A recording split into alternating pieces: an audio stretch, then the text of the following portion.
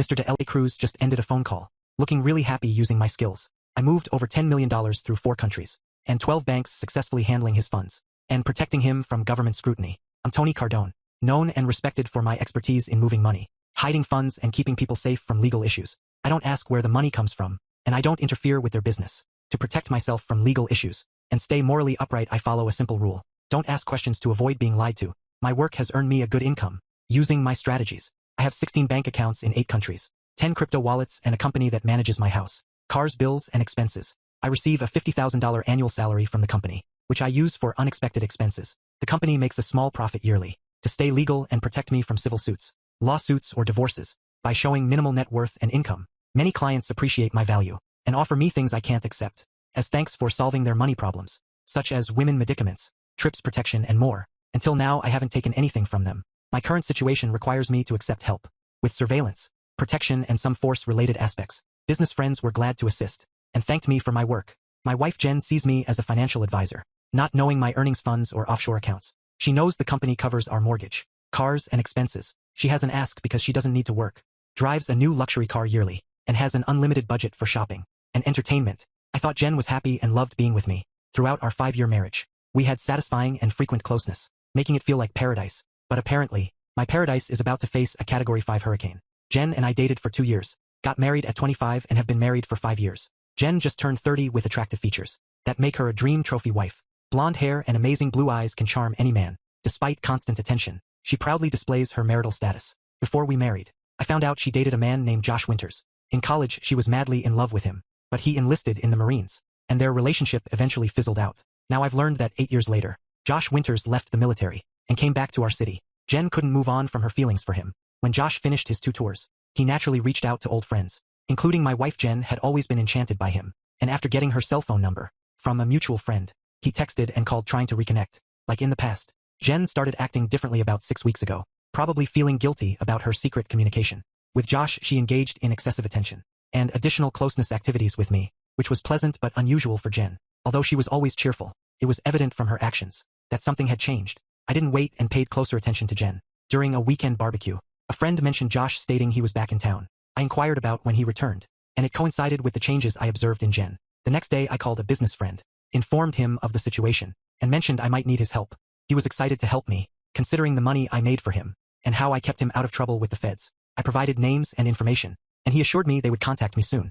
Who knows what these guys do? However, they swiftly provided me with a 4-inch dossier on Josh Winters, containing almost his entire life history, from a copy of his birth certificate to college records, family tree, and military records. I knew more about this guy than his own mother. I also received a daily print out of his text messages, including over 15 messages per day to my wife. I was told not to ask where they got this information. Initially, the messages were friendly, what you'd expect from an old friend. However, after the first week, they became close. I was relieved to see Jen halt his advances, but after another week of his persistence, he managed to overcome the barriers, and she began to flirt back. My anger grew, because I knew Jen still had feelings for him, and I sensed trouble ahead. After 4 weeks of flirting and texting, he convinced Jen to meet him for lunch. Shockingly, he even had the audacity to ask her to wear something handsome for him because he missed her so much. To my horror, she agreed, and even asked if she should forget her underwear. My anger reached a level I hadn't felt in a long time. Just like old times, I sought advice from my business partners on how to deal with the situation. We agreed it would be best for me to meet them face to face during their lunch, with someone nearby for protection if needed. We knew exactly when and where they would meet, thanks to my friend's surveillance group, assisting me with this problem. Entering the restaurant, I found them in a secluded area. Jen wore a revealing dress with a low cut and no bra, making me furious again. They sat together in a private booth, with their backs to the restaurant. Looking pretty cozy, I noticed a man following me, whom I assumed was one of my bodyguards, approaching their table. My wife and her friend looked at me when I greeted them, casually, and slid into the booth across from them. The large man, who had been watching me, now sat 3 tables away, looking at Jen with a friendly smile. I inquired if my wife would introduce me to her friend, sensing the tension in the air. As I locked eyes with Jen, Josh appeared confused when he glanced at me, while my wife displayed a mix of shock and guilt. They continued sitting side by side, holding hands on the table. Once she realized the situation, she attempted to free her hand from Josh's grasp, but he held it tightly, giving me a knowing smirk that conveyed he wasn't backing down. My wife nervously introduced Josh as Josh Winters, and gestured towards me, her husband Tony. I'd never seen her so uneasy. Josh seemed amused, maintaining a silent confidence as if to communicate. I've got your wife, and there's nothing you can do about it, buddy. Remaining composed y adrestien. Expressing my need to talk to her privately. For a few minutes, I requested him to let her step away from the table. He reluctantly let go of her hand, allowing her to leave the booth. She stood up clutching her purse to her chest, standing between Josh and me, appearing scared and worried. I took her hand and led her to the back of the restaurant, towards the restrooms, still nervous and feeling guilty about being caught with Josh. She walked quietly without saying a word. I pulled her into the empty men's room and started addressing the situation. I mentioned her lack of a bra and the revealing dress, expressing confusion and hurt about her apparent disrespect. She stood there shedding tears without uttering a word. Then I raised the hem of her dress to verify the absence of underwear. Seeing my expression change from horror to rage, she observed as I held the dress above her waist and turned her to face the mirror, forcing her to confront her reflection. I pointed out the lack of underwear, expressing my dissatisfaction with her dressing. When I'm not around, she screamed, pulling her dress down to cover herself. She insisted, no, it's not what it looks like. I know it sounds bad, but I have a good explanation and you will understand. I promised to explain in a commanding and stern tone. Unlike anything she had heard from me before, I spoke slowly, emphasizing every word. I communicated the need for a discussion and laid out the terms, making it clear that, if she wanted any hope of remaining married, she needed to comply with my directives. Otherwise our marriage would end immediately. You're going to grab your purse, walk out looking straight ahead, without acknowledging your boyfriend, go straight to your car, drive home, put on the coffee pot and wait for me to come back. I'll be no more than 10 minutes late. Don't text or call your boyfriend, or anyone until we talk. I'll talk to your boyfriend and explain why you had to leave. I noticed she avoided eye contact, probably feeling guilty about getting caught. And one more thing, when you arrive home, don't change your clothes. Stay in this dress, wait for me. In the same way, if you don't follow my request, don't bother coming home tonight. I'll call you later and explain how things will develop from now on. Oh my God, what have I done? When Josh approached me, I was relieved to find out he was safe and no longer in the military, as I always worried about his well-being. Josh was my first love, and it took me a long time to get over him, even though we went our separate ways after he left me years ago, and there was no longer any love between us. Thoughts of him lingered. I am certain I love Tony, my life partner since we met. I would never want to lose him or cause him pain. That's why this situation is so challenging. Darn it, Josh started flirting and saying things he knew would provoke me. He had a way of making me feel like a schoolgirl and doing things against my will. I despised that I couldn't resist. I tried to push him away, but his persistent flirting and suggestive messages wore me down until I eventually agreed to meet him for lunch. Talking to him made me feel guilty and mean. I knew I shouldn't be doing this, and I should have told Tony about Josh's return and our conversation, but I kept it a secret, and the regret is overwhelming. Josh has a knack for making me feel connected to him. When he asked me to wear something handsome, I agreed, knowing it was wrong, and that I shouldn't even be going to lunch with him, let alone wearing that dress. Yet I did it. What made me suggest going without underwear? Am I truly that shallow and foolish? Yes, when we dated, he always insisted I go without them. When he invited me to lunch, old memories flooded back and it felt normal. I almost declined due to guilt, but a text from Josh saying he couldn't wait changed my course. It was tough not telling Tony, but I thought one dinner, for old time's sake, wouldn't be a big deal. Just a couple of hours, just like old times. Just like he said. Josh knew how to persuade me even when I resisted. To be honest, when I saw him in the restaurant, I felt a certain desire. Our chemistry was special. And now he looked even prettier than I remembered. 8 years in the Marine Corps, sculpted muscles that any woman would admire. My face turned red as he kissed me and helped me into a private booth. It felt like old times, laughter, happiness and excitement. When he held my hand on the table, I felt safe and warm. We were there for just a few minutes, laughing and enjoying ourselves, when out of nowhere, Tony appeared in front of us. Suddenly, he sat down right in front of us with a sadistic smile, sending a chill down my spine. My heart stopped as I realized the gravity of my actions. When Tony saw us holding hands, my world crumbled. I saw pain and anger in his eyes, and I wanted to jump over the table, hug him and tell him how much I loved him. Easing his pain, I could never intentionally hurt Tony, but that's exactly what happened. The way he looked at me with disgust and contempt shattered my heart. The man I love, who I've been with for the last 5 years, saw me with another man, an old flame. I was paralyzed and speechless, not knowing what to do. When Tony said he wanted to talk, my heart sank, anticipating the end of our relationship. As he pulled me into the men's room, I didn't know what to expect. When he lifted my dress to reveal I wasn't wearing underwear, I nearly fainted. I can only imagine what he was thinking in that moment. I felt like a fallen and unfaithful wife. When he told me to go home and wait for him, the gravity of his words scared me. I knew I had to listen to save our marriage and make him understand why I did this. I need to fix this and agree with whatever he says. When he mentioned talking to Josh alone, I got worried for Tony. Josh is much bigger and has 8 years of Marine training. I feared Tony might get hurt. I wanted to tell him not to do it, but I felt confused. I tried to apologize, but Tony insisted I go home, saying he would be there soon. When he told me not to change clothes, I realized I was in trouble, and explaining my actions would be difficult. How did I let Josh convince me to do this? I didn't want him in my life. I just wanted to reminisce and have some fun. From Tony's perspective though, I looked like I was about to have bed life with Josh. Darn it, how can I fix this? I felt like everyone was watching me. As I walked to my car, I didn't dare look at Josh, and I knew he wondered where I was going. It took a few minutes before I stopped crying. Enough to drive home. It felt like the longest trip ever. Seeing pain in Tony's eyes made me cry again. How could I do this to him? I can't believe I let Josh manipulate me like that. Now I have to make Tony understand and forgive me. Darn, I'm in such a mess. All because of Josh and my stupidity. When I got home, I made coffee and wondered about their conversation. How long before Tony comes home will he be angry? Can I salvage our marriage? I need to. I don't want to live without Tony. And he must know he's the only one I love. I went back to the table and talked to Josh. Well, it seems Jen won't be returning. And I just wanted to talk to you. You must know she still has feelings for you. And is easily manipulated. As you've seen today and over the past few weeks. But understand. She's married to me and I won't share her. I'm not possessive or reckless. Today I decided to give Jen a choice. Either stay in our marriage or leave me for him. But not both. She would decide without his influence. I expressed that if she chose him, so be it. However, if she wanted to stay, she would have to cut contact with him. I made it clear that if he didn't hear from her today, he shouldn't call or text again. I emphasized that she was a grown woman, making her own decisions and didn't belong to him. He confidently asserted that she would be with him, again claiming she couldn't resist their past. With the same smirk, in response I addressed Josh, expressing hope that he would be reasonable. I acknowledged his attractiveness and size, suggesting there were plenty of single women interested in him. I questioned why individuals like him couldn't leave married women alone. I proceeded to reveal my knowledge about him and his life, mentioning details such as his parents' names, the love for their dogs, the duration since he last saw his sister in Austin, and his best friend, Billy's girlfriend, being pregnant with a boy. I pointed out his persistence in text messages to Jen and warned him that my work friends, who owed me a lot, were ruthless. I challenged him, stating that tonight would determine who the better man was. I mentioned my willingness to be objective and respect her choice even if she picked him. I asserted that I wouldn't live with a woman who desired another man and wouldn't share her. Although it would be painful, I preferred to let her go and move on. In the event that she chose to remain faithful, I outlined that there would be changes. Both of them had damaged my trust, and it needed to be rebuilt. I informed him that if she stayed with me, he would have no more contact. No texts, emails, calls, or reaching out to friends. He would vanish from her life. If you happen to see her in a restaurant, turn and walk away at a party or club. Leave if you spot her. Don't try anything behind my back or contact her, as the pain you'll feel will be beyond anything you've experienced. Your loved ones will pay for your stupidity. Do you understand what I said? Do you grasp how serious I am? Josh sat there stunned, not knowing what to think. How do you know so much about my family and my life? Like I said, I have friends who owe me favors, and they're not people you want to get involved with. I might seem meek, but there's more to me than meets the eye. Are you really going to offer her a chance to leave you? For me, I keep my word, yes. If she were any other woman who disrespected me, like today, I'd have kicked her out. But I love her and I'll give her one chance. If you're right and she can't resist you, by midnight she'll contact you. The other choice is to forget you.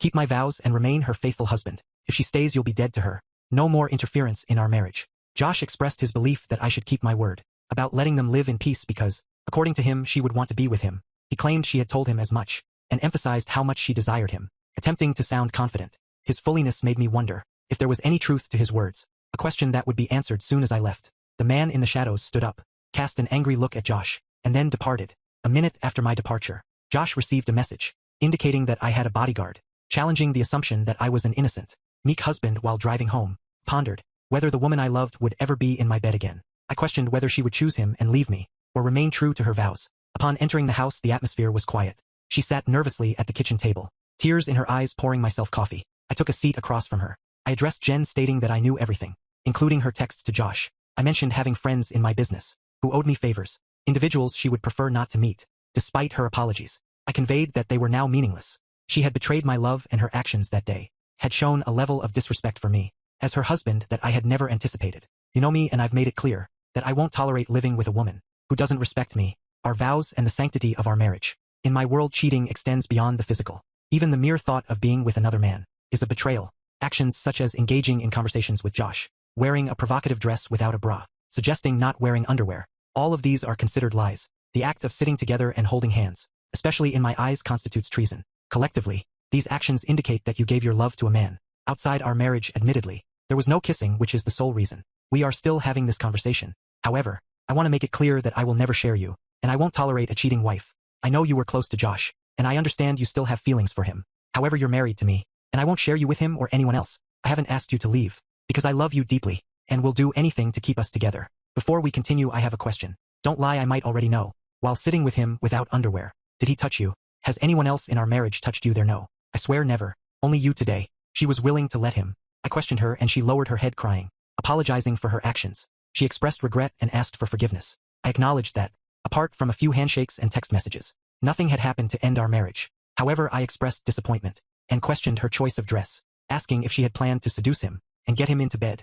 She denied any intention of sleeping with him, explaining that she wanted to look handsome for him and relive old feelings. Despite understanding her past feelings for Josh, I emphasized that I would never share her with another man, and presented her with a choice. I laid out the options she could choose between Josh and our marriage. If she wanted to be with him, I would let her go. ensuring a fair divorce and safety for both. On the other hand, she could stay in our marriage, remain faithful and honor our vows. I made it clear that if she chose Josh, she would need to leave the house by the weekend, and I would initiate divorce proceedings. If she chose to stay married, she would have to cut all ties with Josh. I emphasized the gravity of her decision, and left her with the ultimatum, stating that she had a get-out-of-jail card, but needed to choose wisely. I then left the kitchen, instructing her to sit and think about it. I conveyed that if she chose Josh, I would ask her to leave the house with her belongings by the weekend, initiating divorce proceedings immediately. I made it clear that if she wanted to stay married, she could not be involved with Josh again, emphasizing that he would be dead to her. I reiterated the same demands I had communicated to Josh, ensuring that there should be no possibility of them being in the same place at the same time. She agreed without hesitation. Before leaving the kitchen, I emphasized the gravity of her choice, presenting it as a once-in-a-lifetime opportunity. I instructed her to choose between her ex-lover and her loving husband, stating that I needed an answer. When I returned from the shower, as I left the kitchen, she spontaneously declared, "Of course I choose you, honey. I love you and don't want anyone else." Despite hearing her words, I insisted that she sit and think about it carefully. If we were to stay married, she would need to rebuild the trust we once had, and help me overcome the pain and anger she had caused. I stressed the difficulty of this task and urged her to give me her answer after I returned from the shower. Considering her actions and feelings for Josh, I emphasized that this decision was too significant for her to make without deep inner reflection. After taking my time showering and getting dressed, I returned to the kitchen. She ran up to me expressing love and remorse, promising never to leave me, and vowing to be the perfect wife. She declared her desire to have my children, and pleaded for me not to leave her, emphasizing that I was the only man in her life. We shared moments of kissing and hugging, and then I carried her to our bed, feeling a sense of having my wife back. Fueled by anger, my actions led to a closeness encounter with this beautiful woman, who willingly surrendered herself to me. She expressed love, urging me to take her, pulling me closer and kissing me tenderly. We shared a prolonged moment of closeness, reaching emotional highs together. Afterward, we silently embraced for an hour, feeling a sense of reconnection. As the world around us faded away, we embraced the roles of husband and wife again, confident that nothing would ever come between us. The following day, Josh concluded, "She didn't call me, so I guess she decided to stay with this idiot. I can't believe this, our connection, and her actions made me think she would want to stay with me. If I could have gotten her into bed that day, she would have left Tony in a heartbeat. As soon as I can do this, she will be mine again. Her husband really messed up my plans. Who is this guy? And how does he know so much about me and my family? Well, I'm not done yet, and I think I can get her back. Sorry, Tony, but you're going to lose this girl." A few days later, idiot Josh finally texted Jen, trying to convince her to leave me and be with him, which didn't surprise me. The good news was that Jenna showed me the text message and didn't respond to it. I told her I had already seen his message and was glad she didn't respond. Showing me the text was a smart step towards repairing our trust issues. The following day, I sent a text to Josh, inquiring about his parents' success in finding Casey and Mickey. Josh promptly called his parents, learning about their distress. Upon discovering the dogs were missing, he realized that his involvement with Jen had hurt his parents despite Tony's previous warning. To emphasize the seriousness of the situation, I made the dogs disappear for a few days, under close supervision. After Tony's warning, Josh called me back immediately after speaking with his parents, expressing anger and concern. He demanded to know what I had done and issued a threat, stating that if the dogs weren't alive, he would do bad things to me. I responded by reminding him of my earlier warning, not to mess with Jen, and emphasizing the pain he would feel if he got involved with her. I assured him it was just a temporary disruption, and that the dogs would be back soon. However, I made it clear that this was his final warning, and insisted that he never contact Jen again. Josh acknowledged the warning, but stressed that the dogs better come back in good shape. Since he had ignored my earlier instructions, I declared my intention to take whatever actions I deemed necessary, and Josh would have to face the consequences. In response to his threat, I informed him that the return of the dogs was uncertain, as his tone did not inspire mercy. I contemplated whether they would come back at all. Emphasizing his disrespectful tone, I suggested that perhaps his parents should know the reason their puppies had gone missing, teasing the idea of calling them. Josh, realizing the severity of the situation, apologized and pleaded for the return of the dogs. Promising to stay away, I accepted his apology, but warned that next time, it wouldn't be the dogs disappearing. He agreed to stay out of Jen's life, and I assured him that the dogs would be back soon. However, I reminded him of my physical distance and lack of control over everything, stating that the people involved had their own opinions. I promised to discuss the matter with them and see what could be done. I expressed my hope that we wouldn't need to have another conversation, warning Josh that if we did, he would be dealing with much more significant issues. At 3 o'clock the next night, Josh's parents experienced tears of joy upon the return of their beloved dogs, who were barking on their porch, unaware of what had transpired, and that their son had been involved. They felt immense relief. Josh, upon hearing the news, expressed relief at the return of the dogs, and sent me a brief thank you message. Subsequently, he grasped the gravity of the situation, distanced himself from Jen, and secured a job in another city several hours away. Despite attempting to gather more information about me, Josh could only access public details, indicating that I worked as a financial advisor. Realizing that additional information was sealed, He decided to move on and start a new life, severing ties with his old flame. Concerned about the possibility of Josh re-entering her life, I took proactive measures. 2 weeks after the incident, I presented Jen with a postnuptial agreement. Drafted by my lawyer, the agreement outlined her willingness to relinquish everything, including rights to any children born during our marriage in the event of infidelity. While it couldn't prevent a recurrence of her previous encounter with Josh, it provided ample incentive for her to consider the consequences, given my increased attention and the knowledge that I would consistently check in on her. Alongside the post-nuptial agreement, we faced any potential challenges that lay ahead. Approximately a year later, Jen became pregnant with their first child, and the couple grew closer than ever. Recognizing the close call that nearly jeopardized her life, Jen committed herself to making me happy and strengthening our family. The specter of Josh gradually faded, and it seemed as if he had never existed, despite the potential for irreparable damage. In a single day, my love and approach towards challenges played a pivotal role in saving our marriage.